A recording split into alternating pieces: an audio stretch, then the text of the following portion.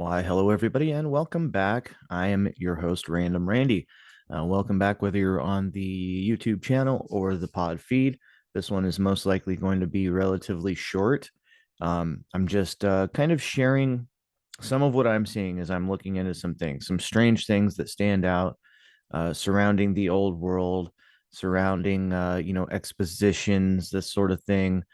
And I'm trying to look into different aspects of this than I'm seeing looked into currently. So, anyway, let's go ahead and get that pulled up. There we go. Anyway, so what we're looking at here is the first great exhibition in France, basically the Exposition des Produits de l'Industrie Françoise. All right, so the exhibition of products of French industry, and this is kind of on the back of the last one that I was doing. And something I wanted to bring up just briefly though, I was showing you guys 1891 the last time, and I want to make something a little bit clearer, I suppose. And that's that was the 100 year, that was the centennial World's Fair. Okay. This World's Fair business has been going on since 1791, at least as far as we're allowed to understand and know, right? And it also, much like the Centennial, was hosted in Prague by the Habsburg monarchy, right? The two-headed eagle, a very infamous symbol. Um, there's a lot to that. And it's kind of difficult to explain without digging into further narratives. So we won't do that, but we are going to take a look briefly here at this extensive list of World's Fairs, even previous to the 1880s and 90s. So take a look here, guys. We've got 1, 2, 3, 4, 5, 6, 7, 8, 9, 10, 11, 12, 13, 14, 15, 16, 17. We got 20 before the 1850s. Okay. So that should just kind of show you what was going on and what this was a part of. This was a part of a push towards modernization or into modernity, right? Now it would make sense that previous to 1791 we had a lot of revolution and things all around the world, and we also had it carrying on through this time. So we had the start of something different, something modern happening here in the late 1700s, and it was on the tail end of revolutionary wars all around the world. Is that a coincidence? I definitely do not think so. Is it also a coincidence that today our military industrial complex drives the future? Like, if you really break it down and think about it, everybody, when you look at the technology that we have in the palm of our hands in our world today, what we use on a daily basis, and that's as the public, what we use as the public. Rewind back 50 years, this was military technology. So I venture to say that the same is also true no matter where you go back into the time stream. Okay, that you're having a very similar thing happening. You have a military industrial complex that is generating the personnel with the skill sets, etc., to create a lot of this stuff. And so that's something that I'm finding interesting, is even in the midst of all of these wars that we have.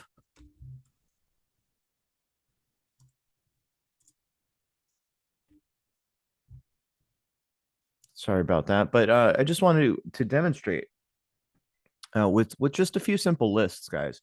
This is a list of wars from 1500 to 1799. Okay, so even in the midst of all of this chaos, bloodshed, fighting, right, all of this stuff, uh, we've got behind the scenes patents being issued, right? We've got, tons of different branches of industry and of the sciences taking off on their own. Um, we've got pretty much every science as we call them today uh, came about at the tail end of this revolution, whatever this revolution was. But this revolution, guys, it encompassed all of these wars. Okay, like these are all. I guess that's what I'm trying to point out is going back into like at least the history that we're given, going using the narrative we're given, going back to like the year 1000. You have this certain players here, the Holy Roman Empire, which previous to being the Holy Roman Empire was the Habsburg Empire. Okay, so and then the Ottomans are oddly enough like intertwined with the Habsburgs, and so there's all this really interesting, strange, maybe you can call it incestual kind of things happening in these royal families. Of course, they're all marrying into each other, and they're all loosely related anyway. So, you know, somewhere along the line, they decided these the lot of these folks in their round table discussions or whatever, right? They decided to perpetually continue war. I really do feel that this was a decision that was made, guys. This is why we have war still today. There's no reason for it. There truly is no reason for it. All of these people truly are on the same team, their own team. Okay. So you see, they're using war to drive industry. That's what's happening here. That's what has been happening since, at least what I can see, since at least I don't know, the Crusades, maybe longer, right? This is a thing, I guess is what I'm saying. Like this is a real thing. And on the other side of all of that war, right? And all of that, the conquesting and everything, where people are establishing themselves and their families, then you have, the have-nots, right? Who are essentially being put to work to create things, to build things, to manufacture things, right? So just because there's wars going on, several hundred wars happening in this time period, and it just goes on and on, guys, and it's all the same people. And you see that the way that it ebbs and flows into each other, the way that they wind up making agreements, stop fighting for maybe 50, 100 years. Suddenly that agreement's null and void when somebody else over here decides so. um, get in, mix it back up again. At the end of it, we have a bunch of empires with different names that are essentially coming from the same families. So that's what's happening. We have the emergence of new kingdoms, new namesakes, like Spain, which is also Habsburg holding. Okay, so and so this war is facilitated. All of this war here is facilitating the modernization of the world, basically. Okay, and always right there in the background is this entity, always. Okay, absolutely always.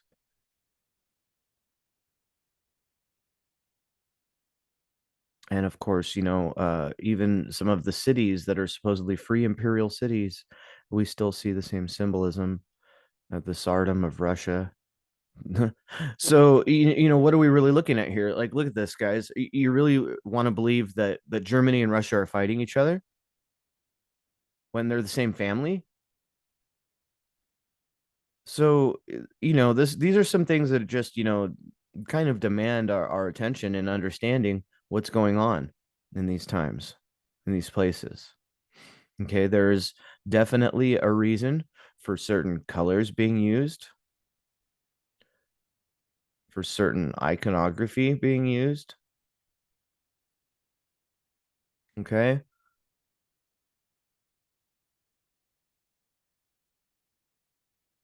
there's a lot of it, guys. There's a reason for all the blue and yellow,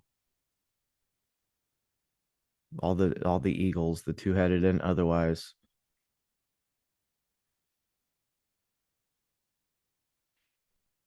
So, just saying that the lion, the griffin, right?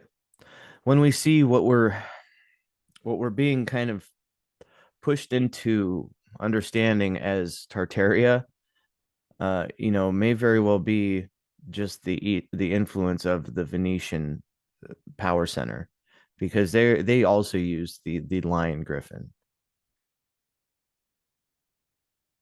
I think it's a method that they're using by calling themselves by the Russian moniker, uh, getting everybody who's upset with the way that America's going today and the way the West is going to lean back toward in Eastern philosophy.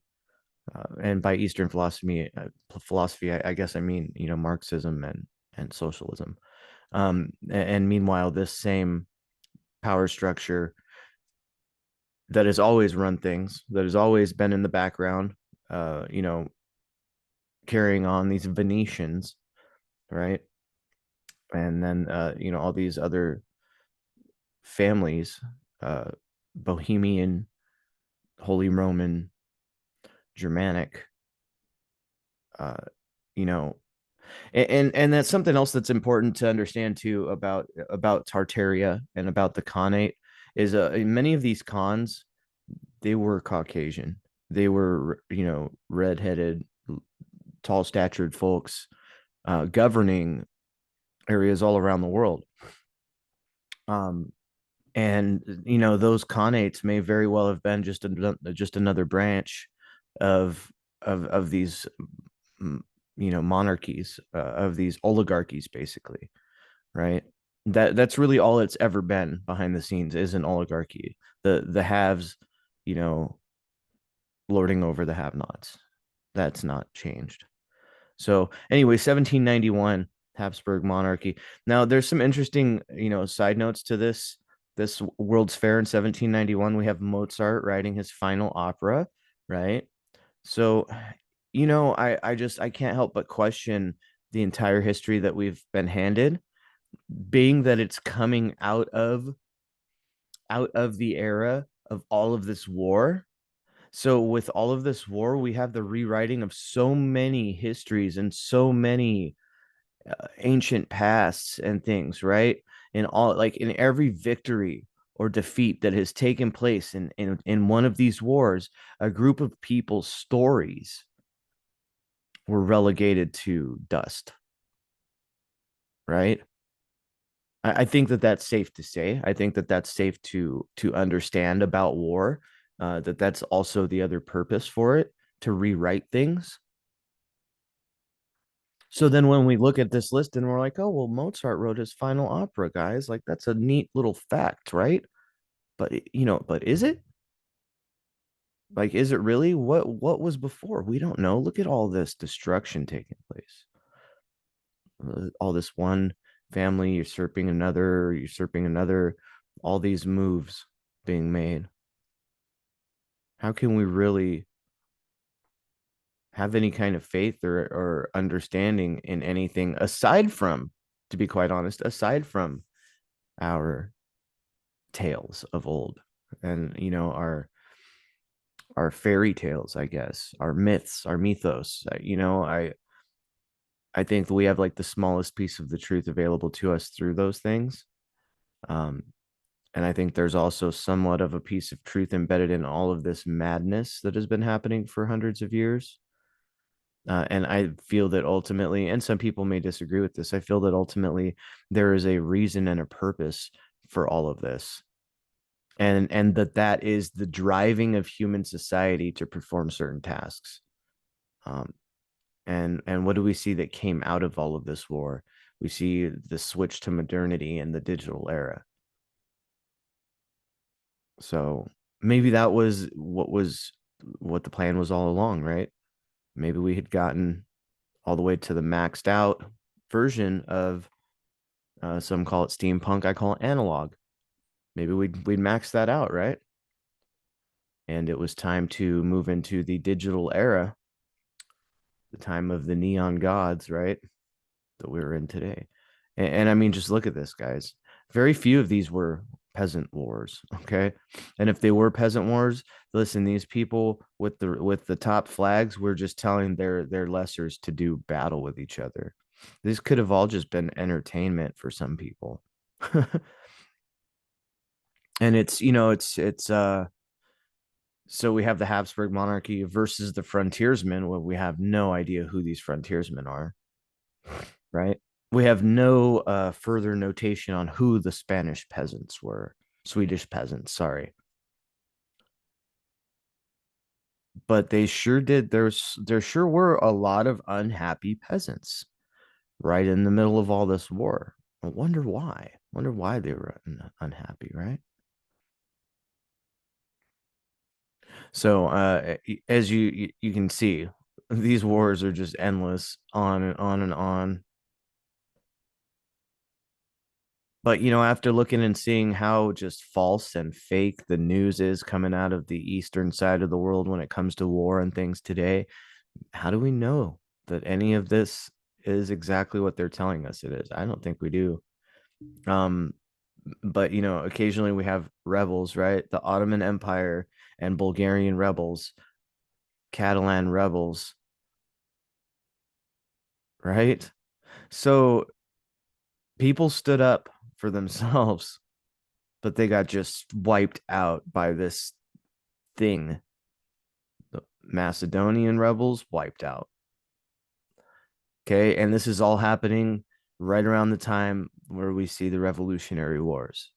This rebellion that we see happening here, these revolts, the Child's War,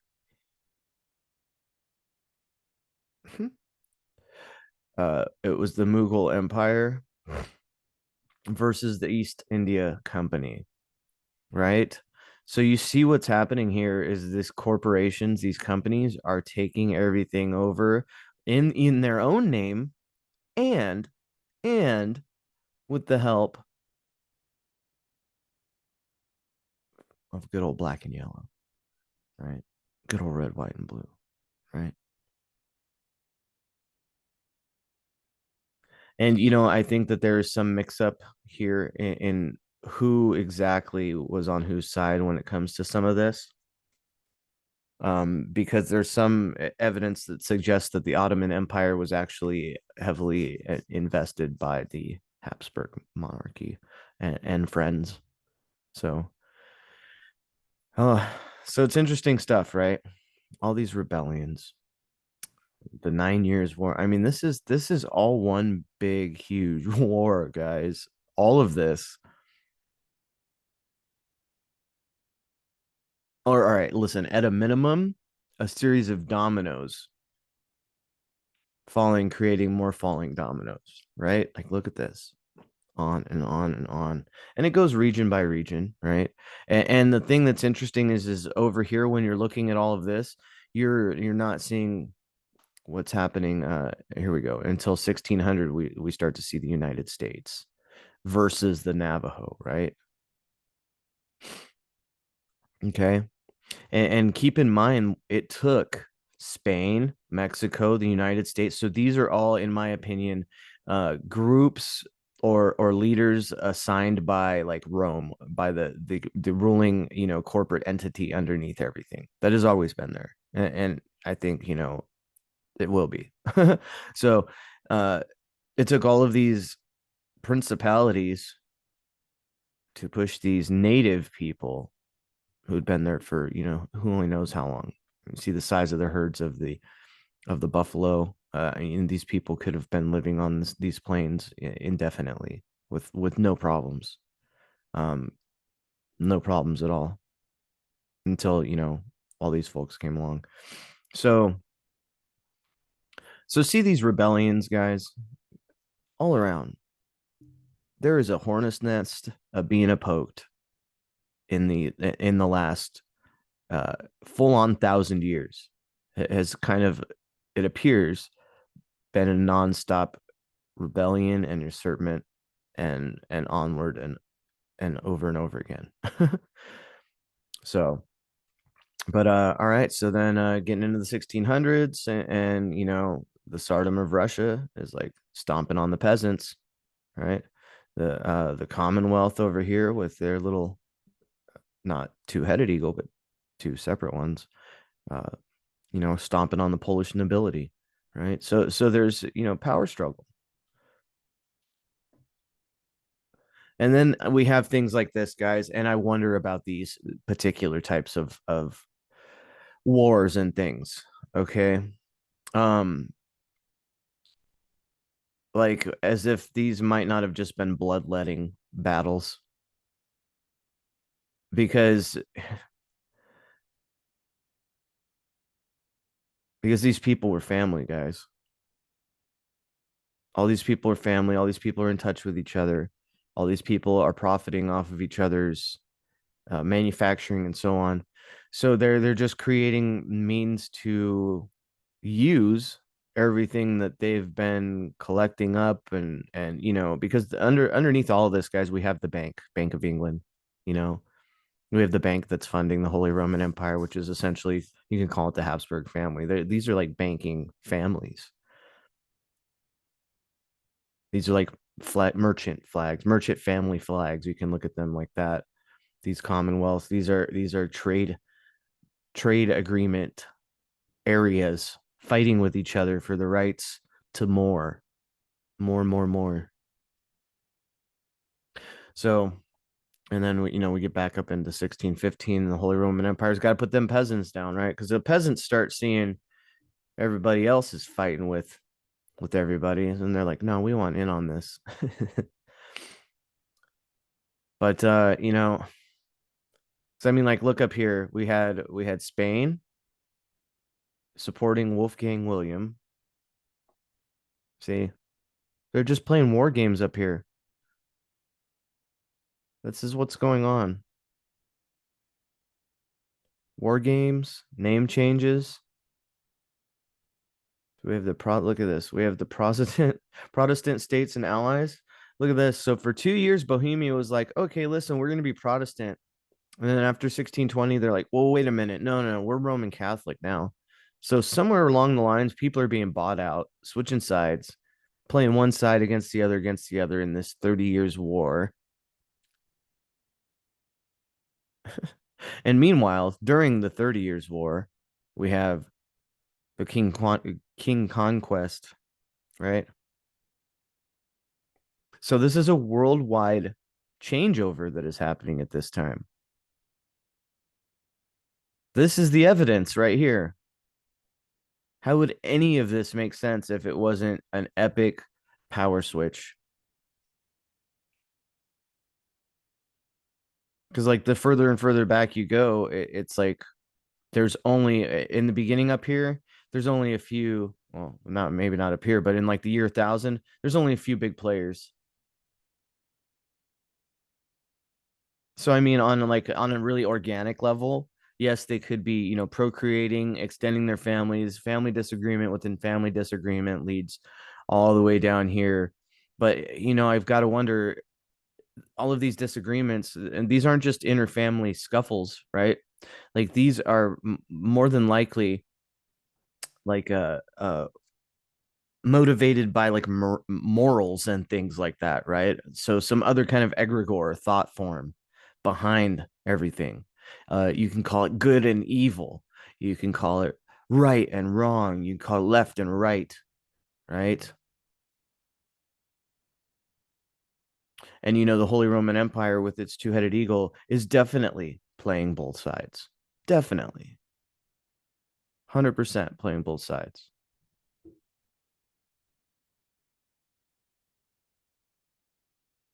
100%. So then we get up, a little bit closer to where, things start to develop. We start to get, you know, government agencies, right, being built separate from the monarchies and things, right? Parliamentarians, right?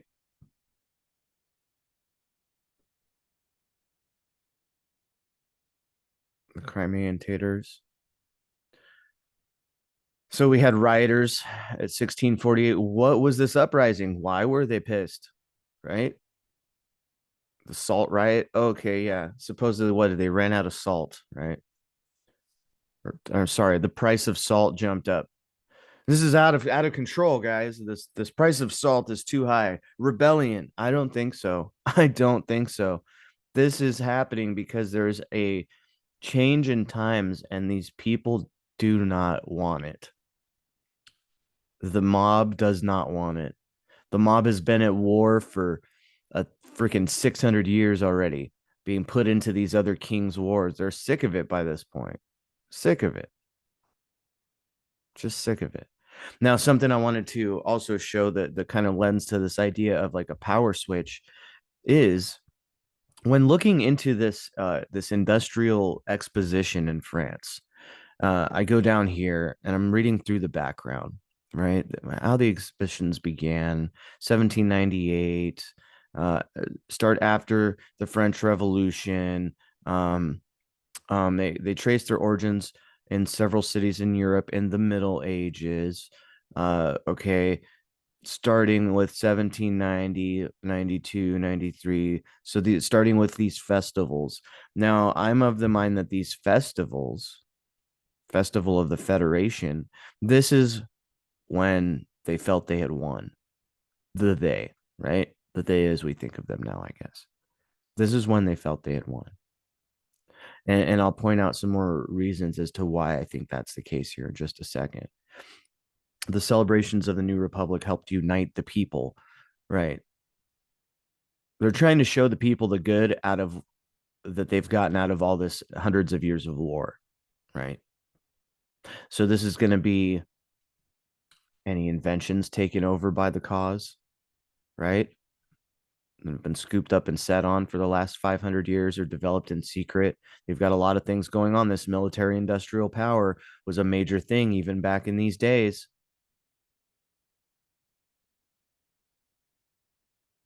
Okay.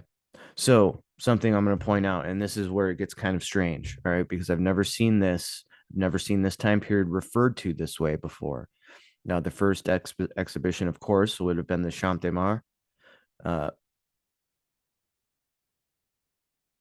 of course, it's about Mars with our maritime law going into place at this time.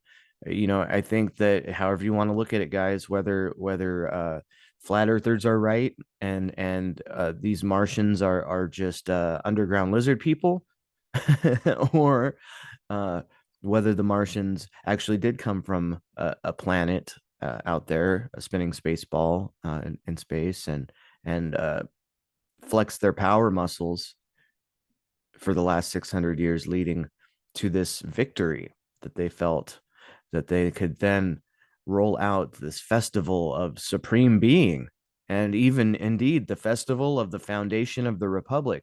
So it sounds to me as though this is when Rome got its feet back under itself.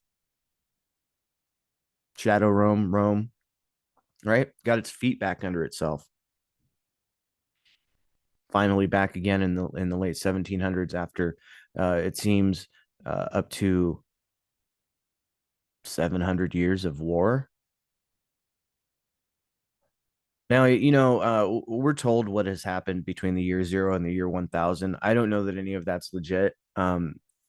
It seems that there was definitely some period of peace and something, peace, creativity, etc., possibly free energy. If not free energy, then definitely not. There was a period of time where people weren't being poisoned into ignorance.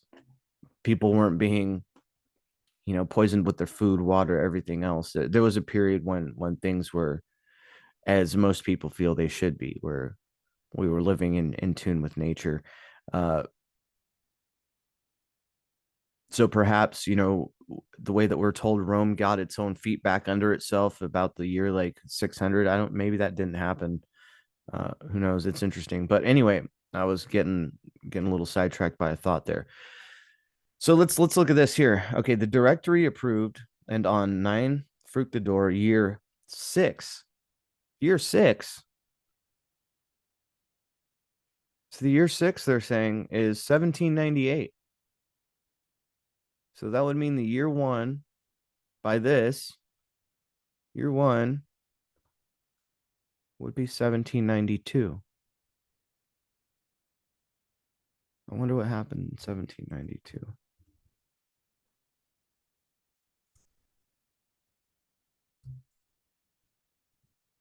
We're gonna find out because I'm just curious. Why would they call it?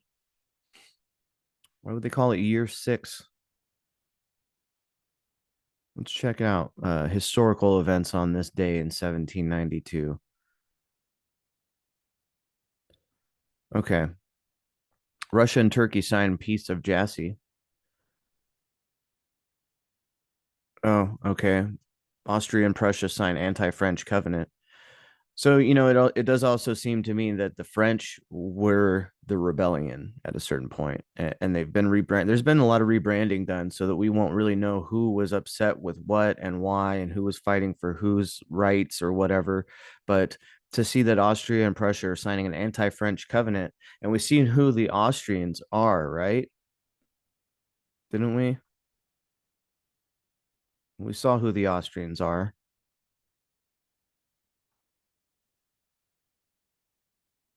So, it's interesting. We've got the US on the US side, the Postal Service created. Okay, that's a big power grab right there by the US federal government, right? US Trade Federation government, Congress, Presidential Succession Act.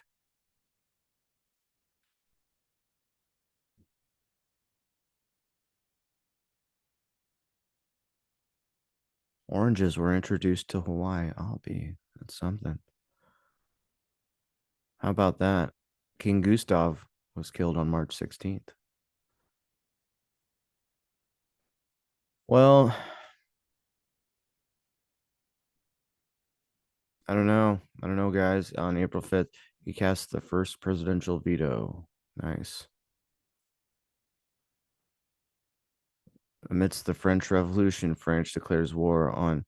So here's the thing, like this whole French Revolution thing, I think that this went back and forth between from like the plebes and the wealthy and back and forth or something to that effect, or the people and the Trade Federation. Brazilian revolutionary was hung. Okay. So I mean this dude obviously this dude looks hella old world, right? Just saying.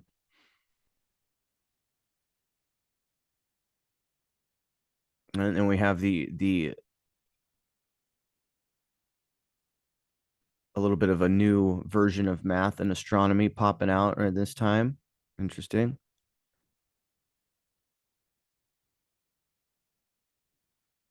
U.S. establishes the military draft in 1792. That's interesting.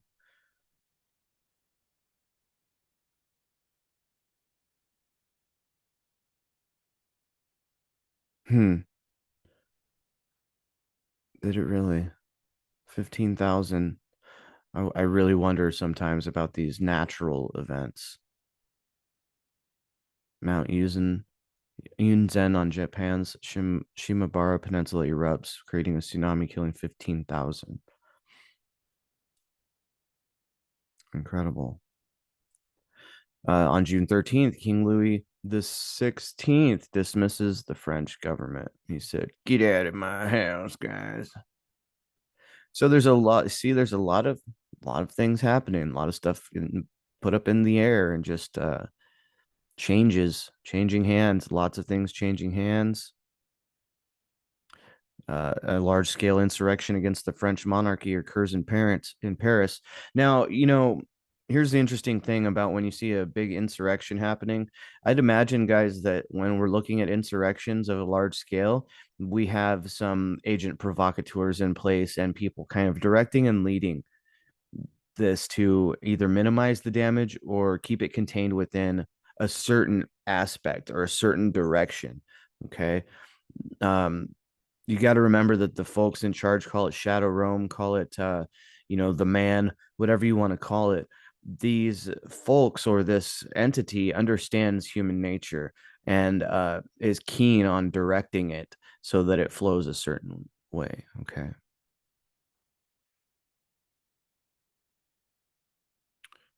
So revolutionaries imprisoned French royals, including Marie Antoinette.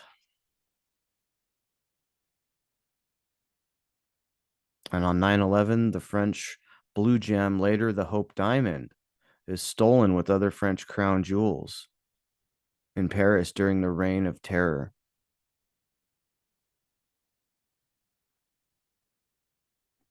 And then on September 12th, of course, with the nice little skull and bones. Mutiny on the Bounty. Court martial begins for instigators of the mutiny on the Bounty. Uh, wow, interesting. But did any of it really happen? I don't know. What's up with that guy's face, dude? George Danton.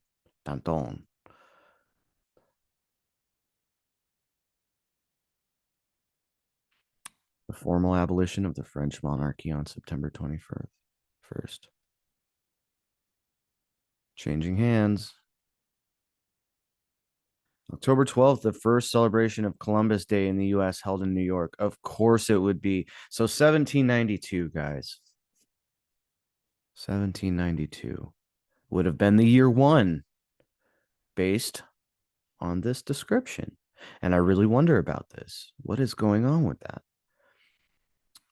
So let's take a look further down. And they continue to call these years. And see, and this is the French calendar.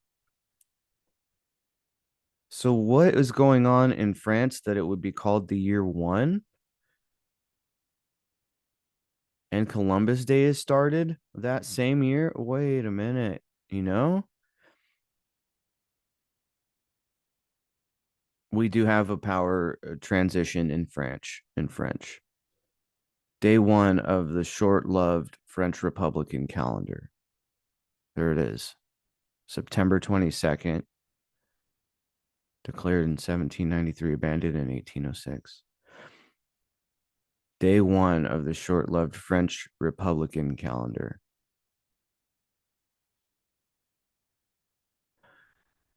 So maybe the people or the public actually did for a short period of time uh, have their own thing going there in France. And it seems that this Napoleon character that comes in after and takes over it leads them to their doom in Russia. So, you know, it's just interesting stuff. But and we got the Farmer's Almanac, the first Farmer's Almanac. Okay. The first cremation in the US. So we have a lot of firsts happening in this year. Cute. Okay. Right, of course. Why not on December 12th? Wouldn't Ludwig van Beethoven receive his first lesson in music composition? Of course he would, wouldn't he? Some fishy stuff with history, guys. That's all I'm saying. Fishy stuff. Weird. I'm gonna have to look more into that French short-lived calendar.